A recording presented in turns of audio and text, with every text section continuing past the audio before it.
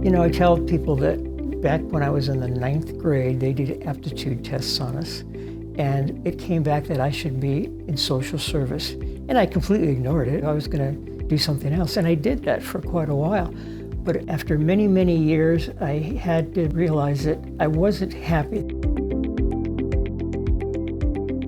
When I very first started at DES in 1984, my first day was basically an orientation. And one of the things I remember was the district program manager. And then he said that he'd been here for 8 years.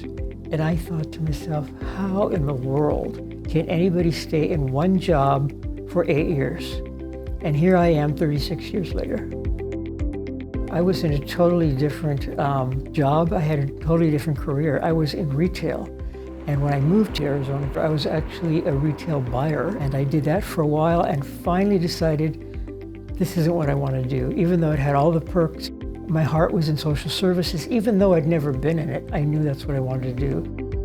And I tried everywhere to try to get some kind of a job. And it was all the same, you don't have experience. And it was true, I understood, but I wasn't going to give up.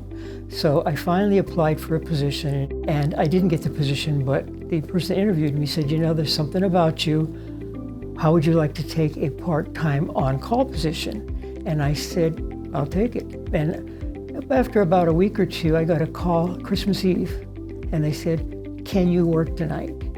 And I said, yes. And it was a house for people with seriously mentally ill conditions. And my first job was to cook Christmas Eve dinner for 25 people. And it was a wonderful Christmas Eve dinner. I was pretty proud of myself.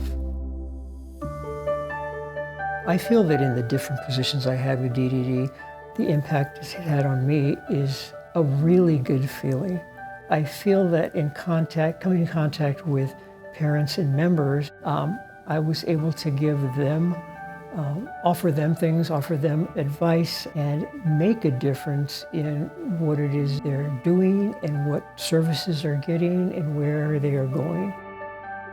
My coworkers, my team, are the only reason we're successful. I am going to be stepping down in my position, but I am not concerned because they are like a well-oiled machine. My team are like my second family. They're a success story within themselves. I would give a new person starting at DES advice.